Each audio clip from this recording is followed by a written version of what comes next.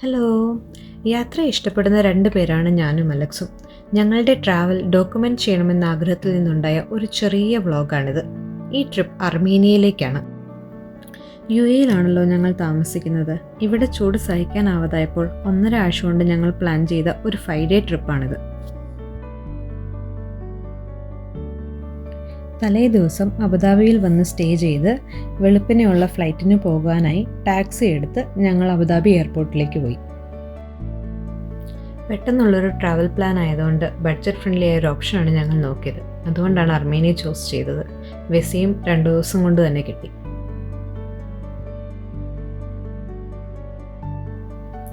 ബാങ്കിൻ്റെ കടാക്ഷം കൊണ്ട് ഫ്രീ ആയിട്ട് ലോഞ്ചിൽ കയറാമായിരുന്നു. അതുകൊണ്ടെന്താ, കിട്ടിയ സമയം കൊണ്ട് കിട്ടിയതെല്ലാം അകത്താക്കി.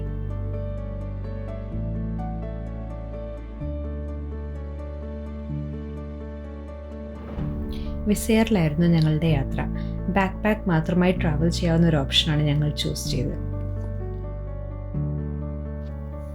ഇറാനും ജോർജിയയ്ക്കും അസർബൈജാനും ടർക്കിക്കും ഇടയിൽ സിൽക്ക് റൂട്ടിൻ്റെ ഭാഗമായിരുന്ന ക്രിസ്ത്യാനിറ്റിയെ വളരെ പണ്ടേ തന്നെ അഡോപ്റ്റ് ചെയ്ത ധാരാളം വൈനറികളുള്ള സോവിയറ്റ് യൂണിയൻ്റെ കാലം മുതലുള്ള ലാദാക്കാറുകൾ ഓടി നടക്കുന്ന വളരെ ചെറിയൊരു രാജ്യമാണ് അർമേനിയ.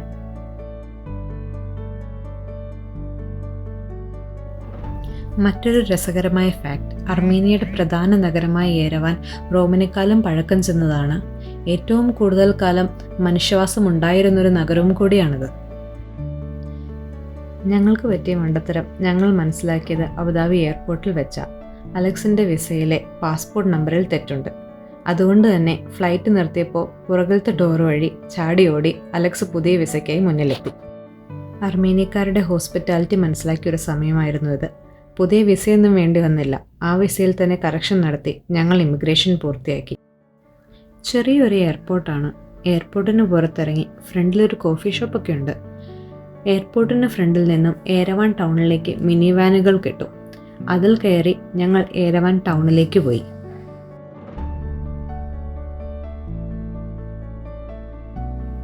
ഞങ്ങൾ മാത്രമല്ല, ഒരു വെക്കേഷന് കൊതിച്ച് പെട്ടെന്ന് ട്രിപ്പ് പ്ലാൻ ചെയ്തു വന്ന വേറെ പല മലയാളികളെയും ഞങ്ങൾ ബസ്സിൽ വെച്ച് പരിചയപ്പെട്ടു. രോഗി ഇച്ഛിച്ചതും വൈദ്യം കൽപ്പിച്ചതും പാല്. ബസ്സിൽ നിന്ന് എന്നിറങ്ങിയത് ഇറ്റ്നറിയിലുണ്ടായിരുന്ന ബ്ലൂ മോസ്കിൻ്റെ ഫ്രണ്ടിലായിരുന്നു. ഒരു കോഫിയും വാങ്ങി എന്നാൽ പിന്നെ ബ്ലൂ മോസ്കിലേക്ക് തന്നെ പോയേക്കാന്ന് വെച്ചു. ബ്ലൂ മോസ്കിൻ്റെ അകത്ത് കയറി അതിലൂടെയെല്ലാം നടന്നു. കുറച്ച് കെട്ടിടങ്ങളുടെ നടുവിലായി ഒരൊറ്റത്തായാണ് ഈ മോസ്ക്.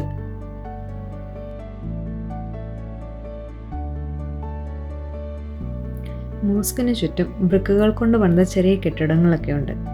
ഇടയ്ക്കൊക്കെ ഇവിടെ കച്ചവടങ്ങൾ നടക്കാറുണ്ടെന്ന് തോന്നുന്നു. എന്നിരുന്നാലും ഞങ്ങൾ ചെന്നപ്പോൾ പ്രത്യേകിച്ചൊന്നും ഉണ്ടായിരുന്നില്ല.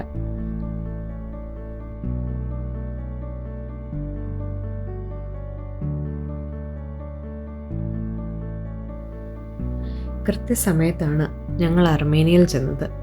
ഇപ്പം ഈ കാണുന്ന മരത്തിലൊക്കെ നിറയെ ഇലയൊക്കെ ഉണ്ട്, നല്ല പച്ചപ്പും. ഇച്ചിരോടെ കഴിഞ്ഞാൽ ഓട്ടോ ആകും, ഈ ഇല മുഴുവൻ പോവും. പിന്നെ വിൻ്ററാവും, നല്ല തണുപ്പ്. അതാണ് എനിക്ക് തീരെ പറ്റത്തുമില്ല. അതുകൊണ്ട് ഞങ്ങൾക്കുതകുന്ന ഒരു സമയത്ത് തന്നെ അവിടെ ചെന്നതിൽ ഞാൻ ഭയങ്കര ഹാപ്പിയാണ്.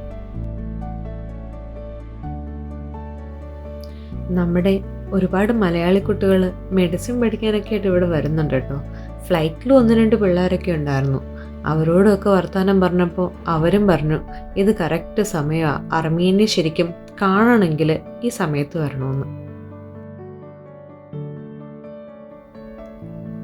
സുന്ദരമായ ചെറിയൊരു മോസ്ക്, അർമേനിയയിലെ ഏക മോസ്ക് കൂടിയാണിത്. വലിയ റെസ്ട്രിക്ഷൻസ് ഒന്നും ഉണ്ടായില്ല അകത്ത് കയറാൻ. നല്ല ഭംഗിയുള്ള വലിയ കാർപ്പറ്റും സുന്ദരമായ ഒരു ഡോമും ഒക്കെയാണ് ഇതിൻ്റെ പ്രത്യേകത. മോസ്കിൽ നിന്ന് ഞങ്ങൾ നടന്ന് താമസിക്കാനുള്ള ഹോട്ടലിലേക്ക് പോയി. അപ്പോഴാണ് ഞാനത് മനസ്സിലാക്കിയത്. അലക്സിന് ഗൂഗിൾ മാപ്പ് നോക്കി വണ്ടി ഓടിക്കാനേ അറിയൂ, നടക്കാൻ അറിയില്ല. കുറച്ചേറെ നടന്നലഞ്ഞിട്ടായാലും അവസാനം ഞങ്ങൾ ഹോട്ടലിലെത്തി. ഈ ഹോട്ടലിൽ നിന്നാകെ ഒരു 3 കിലോമീറ്റർ അകലെയാണ് ടൗൺ. ഇവിടെ നിന്ന് ദൂരെ കാണുന്നത് ടൗണിൻ്റെ കുറച്ച് ഭാഗങ്ങളൊക്കെ തന്നെയാണ്. വഴിയിലൊക്കെ കോഫി വെൻഡിങ് മെഷീനുണ്ട്. അവിടെ നിന്നൊരു കോഫിയും വാങ്ങി ഞങ്ങൾ പോയത് ഗം മാർക്കറ്റിലേക്കാണ്. പക്ഷേ മാർക്കറ്റ് അടച്ചുപോയി. പിന്നെ എന്നാ ചെയ്യും? അപ്പോഴാ തൊട്ടടുത്തൊരു ഫ്രൂട്ട് ആൻഡ് വെജിറ്റബിൾ മാർക്കറ്റ് കണ്ടേ. എന്നാൽ പിന്നെ അങ്ങോട്ടേക്ക് നടന്നു. കുറച്ച് ഫ്രൂട്ടൊക്കെ വാങ്ങാമെന്ന് കരുതി.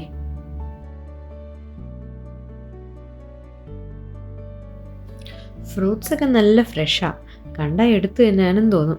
എല്ലാ വെറൈറ്റികളും ഉണ്ട്. ആപ്പിളും പീച്ചും എല്ലാത്തരം ബെറീസും പ്ലമ്മും ഒക്കെ ഉണ്ട്. ഈ ചേച്ചിയുടെ അടുത്തുനിന്ന് കുറച്ച് മുന്തിരി വാങ്ങണമെന്ന് ആഗ്രഹമുണ്ടായിരുന്നു. അപ്പോൾ ഞങ്ങൾ പറയണമൊന്നും പുള്ളിക്കാരിക്ക് മനസ്സിലാവാണ്ടായപ്പോൾ ഇവിടുന്ന് ഓടി വന്ന ഒരു ഇന്ത്യക്കാരനായവൻ. ഇവനിപ്പോൾ ഇവിടെ ജോലി ചെയ്യുക. പിന്നീട് ഞങ്ങൾ തമ്മിൽ വർത്തമാനമായി. പുള്ളിക്കാരി ഇതിൻ്റെ ഇടയിൽ പെട്ടുപോവുകയും ചെയ്തു. UAയിലെയും ഇന്ത്യയിലെയൊക്കെ വില വെച്ച് താരതമ്യം ചെയ്ത് നോക്കുമ്പം സാധനമൊക്കെ വളരെ ചീപ്പായിട്ടാണ് നമുക്ക് തോന്നിയത്. പിന്നെ ഇത്രയും ഫ്രഷ് ആയിട്ടൊക്കെ നമുക്ക് സാധനം കിട്ടുമെന്നും എനിക്കറിയത്തില്ല. ഞങ്ങൾക്ക് കുറച്ച് സ്ട്രോബെറി വാങ്ങണമെന്നുണ്ടായിരുന്നു. കുറച്ച് നേരമായി ഇതിനു വേണ്ടി നോക്കി നടക്കുന്നത്. അപ്പോഴാണ് ഈ അപ്പച്ചൻ്റെ കയ്യിൽ ഇച്ചിരി സ്ട്രോബെറി ഇരിക്കുന്നത് കണ്ടത്. എന്നാൽ പിന്നെ കുറച്ച് വാങ്ങിയേക്കാമെന്ന് വെച്ചു. കുറച്ച് മതി നമുക്ക്, 1/2 കിലോയോ 1/4 കിലോയോ. പക്ഷേ അപ്പച്ചൻ എത്ര പറഞ്ഞിട്ടും അതങ്ങ് മനസ്സിലാവുന്നുമില്ല. അന്നേരം സഹായിക്കാൻ ഓടി വന്ന ചേട്ടനാണ് ഈ സൈഡിൽ നിൽക്കുന്നത്. പക്ഷെ പുള്ളിക്ക് ഇംഗ്ലീഷ് അറിയില്ലെന്നുള്ളതാണ് സത്യം. പിന്നെ എന്ത് ചെയ്യാനാ, ഗൂഗിൾ ട്രാൻസ്ലേറ്ററും കാൽക്കുലേറ്ററും ഒക്കെ കാണിച്ച് ആംഗ്യഭാഷയിലൂടെ തന്നെ അവസാനം കാര്യങ്ങൾ പറഞ്ഞ് മനസ്സിലാക്കണം. ഇവിടെ വന്നാലുള്ള ഏറ്റവും വലിയ പ്രശ്നം ഈ ഭാഷയാണ്. ആർക്കും തന്നെ ഇംഗ്ലീഷ് അറിയത്തില്ല. സിഗരറ്റും ആൽക്കഹോളും ഒക്കെ ഇവരുടെ ലൈഫ് സ്റ്റൈലിൻ്റെ തന്നെ ഒരു പാട്ടാണ്. അപ്പച്ചൻ്റെ ചുണ്ടിരിക്കുന്ന സിഗരറ്റ് കാണാൻ നല്ല രസമുണ്ട്. നല്ല സ്റ്റൈലായിട്ടാണ് അത് അവിടെ ഇരിക്കുന്നത്.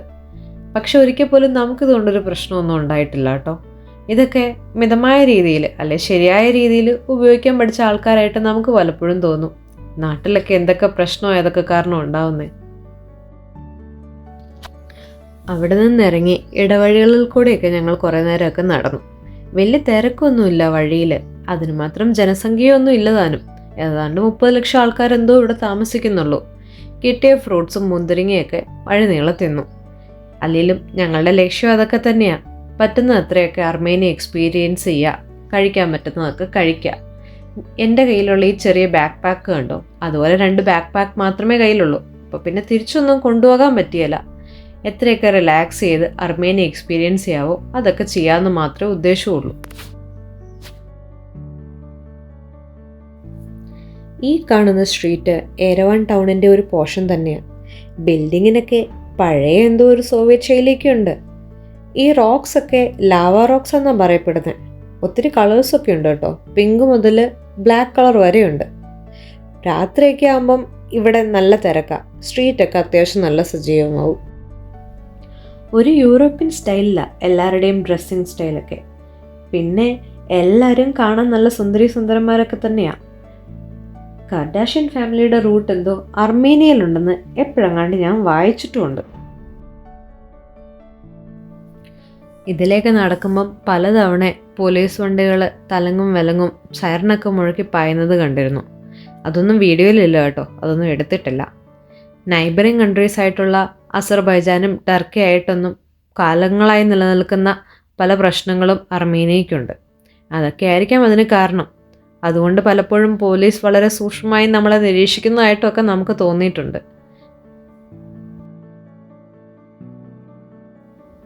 ഒരു ലക്ഷ്യമില്ലാതെയായി നടക്കുന്നത്. നടന്ന് എങ്ങോട്ടാ പോകുന്നതെന്ന് പോലും അറിയത്തില്ല. പക്ഷെ ചെറിയ ടൗണാണ് എരവാൻ. നീട്ടി നടന്നാൽ തീരാവുന്നതേ ഉള്ളൂ. ഇപ്പോൾ ഈ കാണുന്ന വഴിയിൽ വലിയ ട്രാഫിക് ഒന്നും കാണുന്നില്ലെങ്കിലും പല സമയത്തും ഇവിടെയൊക്കെ നല്ല ട്രാഫിക്കാണ്. അതുമാത്രമല്ല, ഓപ്പോസിറ്റ് സൈഡിലുള്ള സിഗ്നലൊക്കെ പലപ്പോഴും ഒന്നിച്ചാണ് തുറക്കുന്നത്. വഴിനടുക്ക് വന്നിട്ടാണ് എങ്ങോട്ട് പോകണമെന്ന് തീരുമാനിക്കുന്നത്. ഇൻഷുറൻസ് ഇല്ലാണ്ട് റെൻ്റേ കാർ എടുത്തപ്പം അത് ഭയങ്കര പേടിയുണ്ടാക്കി. ഇനി എനിക്ക് തോന്നുന്നില്ല ഇൻഷുറൻസ് ഇല്ലാണ്ടൊരു റെൻ്റേ കാർ എടുത്ത് പരിചയമില്ലാത്തൊരു കൺട്രിയിലേക്ക് പോകുന്നു. പിന്നെ ഡ്രൈവർമാരൊക്കെ അത്യാവശ്യം ഒരു സ്പോർട്സ് ഡ്രൈവർമാരെ പോലെയാണ്. അർമേനിയ ഒരു ക്രിസ്ത്യൻ കൺട്രി ആകാൻ കാരണക്കാരനും അവിടെ ക്രിസ്ത്യാനിറ്റി പ്രചരിപ്പിക്കാൻ മുന്നിലുണ്ടായിരുന്ന ആളും പല മൊണാസ്ട്രികളും സ്ഥാപിക്കാൻ കാരണക്കാരനും ഒക്കെ ആയത് സെൻറ്റ് ഗ്രിഗറി ദ ഇല്ലുമിനേറ്റർ എന്ന് പറഞ്ഞൊരു സെയിൻറ്റാണ്. പുള്ളിയുടെ പേരിലുള്ള ഒരു കത്തീഡ്രൽ നടന്നു പോകുന്ന വഴിക്ക് കണ്ടു. എന്നാൽ പിന്നെ അങ്ങോട്ട് പോയി കളയാന്ന് വെച്ചു.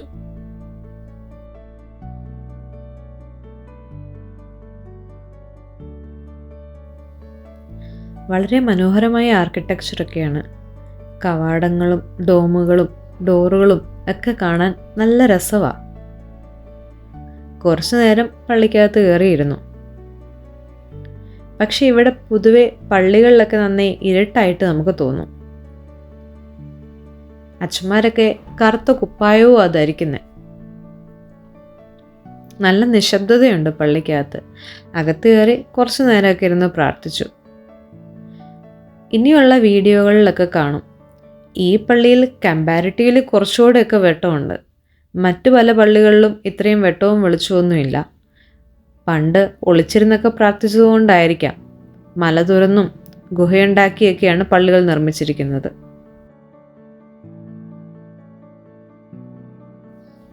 ഇപ്പോൾ ഏതാണ്ട് 7 മണിയായിട്ടുണ്ട്. എന്നാലും നല്ല വെട്ടവും വെളിച്ചമുണ്ട്. ചുറ്റും നിറയെ മരങ്ങളും ചെറിയ തണുത്ത കാറ്റും ഒക്കെ ഉള്ളതുകൊണ്ട് ഇവിടെ ഇരിക്കാനൊക്കെ നല്ല രസമാണ്. അലക്സ് പള്ളിക്ക് ചുറ്റും നടന്നൊരു ചെറിയ ഷോട്ടൊക്കെ എടുത്തു വന്നു. എനിക്കാണെങ്കിൽ നല്ലോണം വിശക്കാനും തുടങ്ങിയിട്ടുണ്ട്. എന്തെങ്കിലും ഫുഡ് കഴിക്കണം.